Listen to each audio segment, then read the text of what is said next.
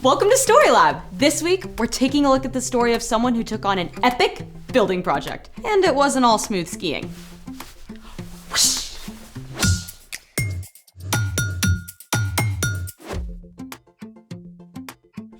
Hey, I'm Carter. And I'm Skylar. We're talking about the way God created us to work with others. And the things we can do better together. Like help your friends dress appropriately. It's 67 degrees outside. Right? You know, a t-shirt, jeans, maybe even shorts. I'm dressed aspirationally. An aspiration is a strong desire to achieve something great.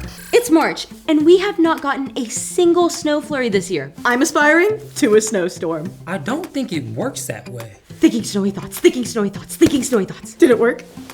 I don't need to look outside to say no. Worst winter ever. We can't make snow for us, but maybe we could create a snowy world for mini us. Guess Mini-Me is gonna need a snowsuit. Let's make it.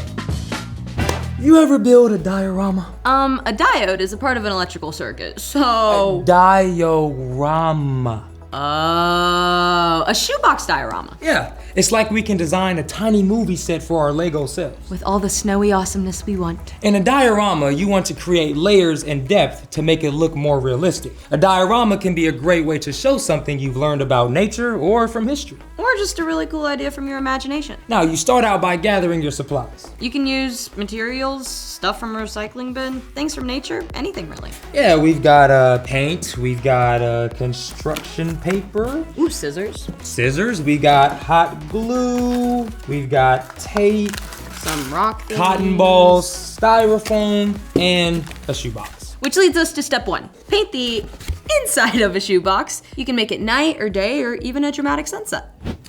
All right, first, Skylar, let's get some tissue paper on here. That sound good?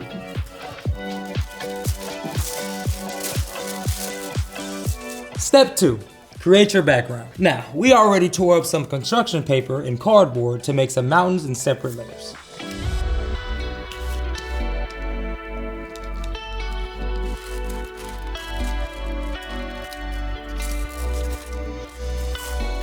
Make sure you have a grown-up to help when you're using a hot glue gun.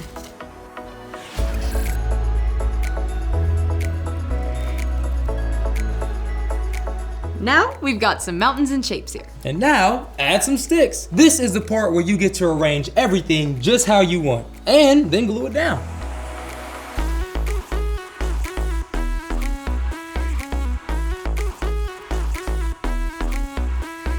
And then maybe we could put some hot glue down there and then we can add some rocks and stuff. You know, our scene is really taking shape. Yeah, but it's still missing the most important part. Snow! Step 3, we're going to use a combination of white tissue paper, cotton balls, and crumpled up styrofoam to add the final touches. This is all about using your imagination and creating the look that you want.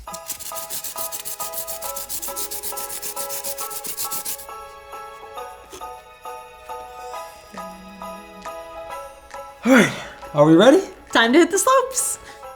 The mountains are calling and I must go. I'm just gonna hang over here and have some s'mores. I couldn't have built all this without you. Thanks. Hey, speaking of building, it's time for... The story before the story. Today, we're in the book of Nehemiah. In the beginning, God created a beautiful, perfect world, including us. But when people turned away, God had a plan to restore us to relationship. God chose one man, Abraham, and promised to bless the whole world through his family. Sometimes that family, the Israelites, listened to God. But over and over, they broke their promises. At last, the people were captured and taken to a foreign land. But after 70 years, a new king allowed some of the people to return to their home Judah and the capital city of Jerusalem. There, the people rebuilt God's temple, But the city wall was still broken down, leaving the people open to enemy attack. which is where our story starts. Take it away. Hey everyone, I'm Brian. While some of God's people had returned to Jerusalem, an Israelite named Nehemiah still lived in Persia and served as King Artaxerxes' drink taster. When Nehemiah heard from his brother that the wall of Jerusalem was broken down, he was so upset that he wept. For days, Nehemiah ate nothing and cried out to God. Lord, you are the God of heaven. You said, if you return to me, I will bring you back. Listen to the prayers of us all. Give me success today when I bring my request to King Artaxerxes. After talking with God, Nehemiah made a bold move. He went directly to the king. Why are you looking so sad? The city of my people has been destroyed. Fire has burned up its gates. What do you want? If it pleases you, send me to Judah. Let me go to the city of Jerusalem. I want to rebuild it. That request took some guts, but the king agreed to Nehemiah's request and even offered to send soldiers along for protection and supplies for rebuilding. The journey was nearly 1,000 miles and likely took months of travel, but at last, Nehemiah and the men with him arrived in Jerusalem. After surveying the full damage to the walls, Nehemiah gathered together the priests and officials and all the people. You can see the trouble we're in. Let's rebuild the wall. Our gracious God has been helping me. The king has provided what we need. Let's start rebuilding! Huzzah! Yeah! The people were excited and ready to get to work, but some officials from neighboring areas, including Sanballat and Tobiah, were not happy to hear the news.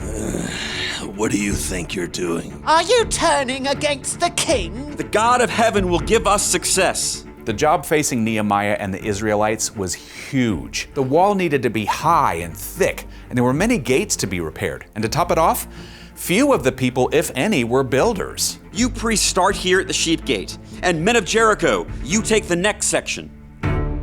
Each group or family was responsible for one section of the walls or gates, and quickly, that wall began to take shape. Can they make their wall like new? The stones are piled like trash. Yeah, suppose a fox climbs on their wall. That will break it down. Nehemiah heard the mockery and cried out to God. Oh God, please listen to our prayer. Some people hate us. Soon, amazingly, the wall had reached nearly half its height. This enraged Sanballat, Tobiah, and other neighboring groups.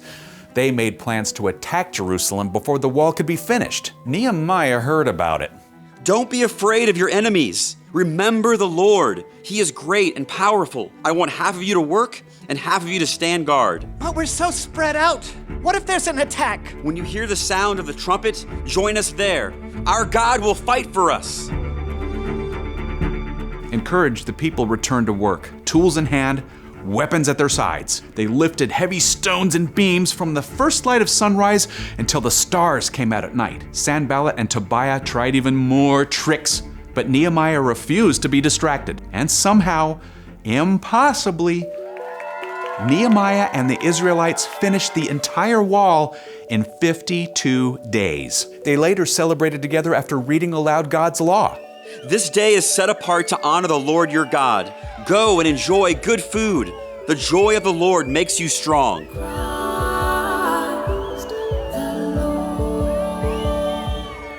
Nehemiah and God's people faced an incredibly difficult problem. The walls of Jerusalem had been broken down for nearly 100 years, and they had no experienced builders. But when they chose to work together and trust in God's help, they were able to complete a job that seemed impossible.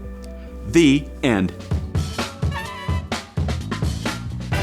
Gotta confess, I get stressed out just putting together a bookcase. But Nehemiah and the Israelites built a ginormous wall around a whole city, In less than 2 months. totally by hand. It's an amazing thing to consider what they accomplished together. So, what's our part in the story? Well, we were never meant to go it alone. God designed us to work together, to cooperate.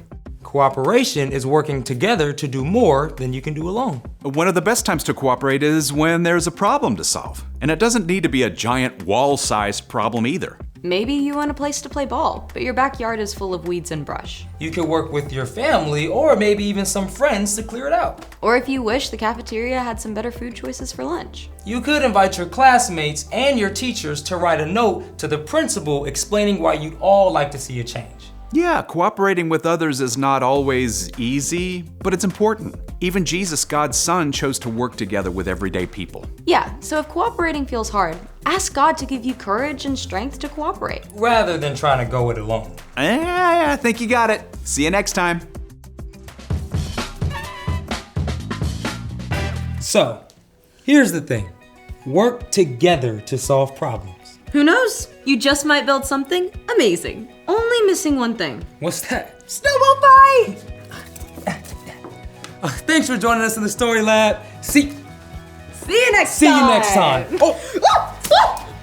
Where did these come from? What? I think our camera crew doesn't like us.